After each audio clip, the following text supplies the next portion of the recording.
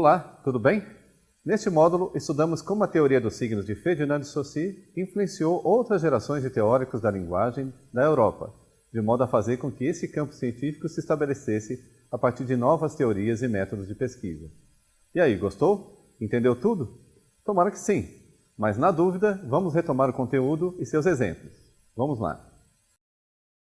O primeiro a ser influenciado por Saussure foi o dinamarquês Louis Hjelmslev. Ao tomar conhecimento da divisão do signo proposta por Saussure, ele se deparou com um paradoxo. Para formar o signo amor, seria preciso usar como significante as letras A, M, O, R. No entanto, se pegarmos uma dessas letras, ela não tem um significado próprio. A letra M não significa nada a não ser que seja combinada com outras letras para formar uma palavra. Com isso, percebe-se que um signo é formado por não signos, o que é uma ideia imprecisa, um paradoxo. Para tornar essa divisão mais palpável, Hjelmslev dividiu o signo em expressão e conteúdo. Por exemplo, a expressão I don't know, assim como je ne sais pas, tem o mesmo conteúdo, que é a ideia de eu não sei. A fusão entre expressão e conteúdo é o que caracteriza um signo, ou seja, é o que o faz representar alguma coisa.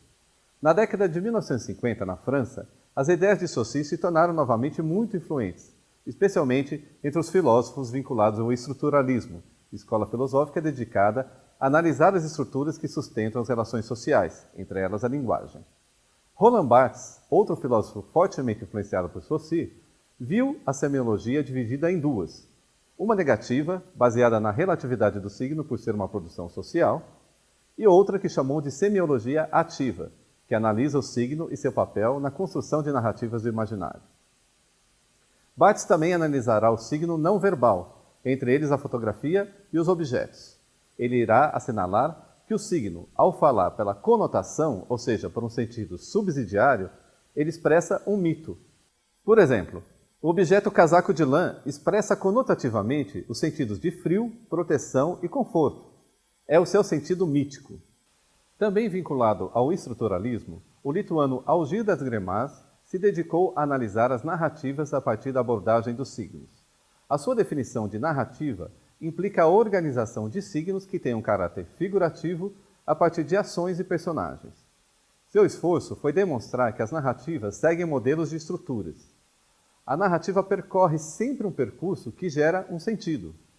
Essa direção não precisa ser cronológica, basta ser lógica. Por exemplo, a primeira frase do romance Macunaíma, de Mário de Andrade, não é cronológica.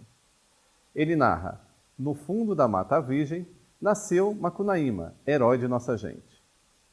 Há uma lógica em que o personagem passa de um estado de não-vida para um outro estado de vida, e de mero personagem a herói. Nesse percurso, ele passa por fases estruturais padrões. O quarto teórico a se dedicar à teoria dos signos foi o semiólogo e escritor italiano Umberto Eco. Diante da ampliação do objeto da semiótica, do signo verbal para o não verbal, ele refletiu onde estariam os limites desse campo do conhecimento. Percebeu que haviam as fronteiras transitórias, ou seja, aquelas surgidas dentro do campo científico e a partir de novas teorias semióticas.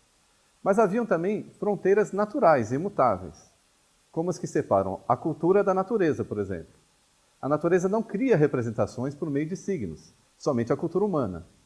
Mesmo assim, tendemos a dar sentidos semióticos aos fenômenos naturais. Dizemos, por exemplo, que nuvens escuras representam que virá chuva.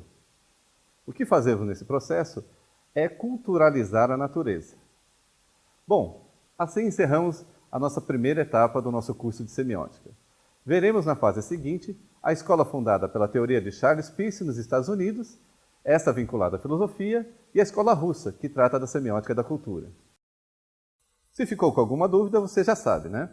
É só enviar seus questionamentos via fórum de dúvidas ou central de mensagens. Até a próxima etapa!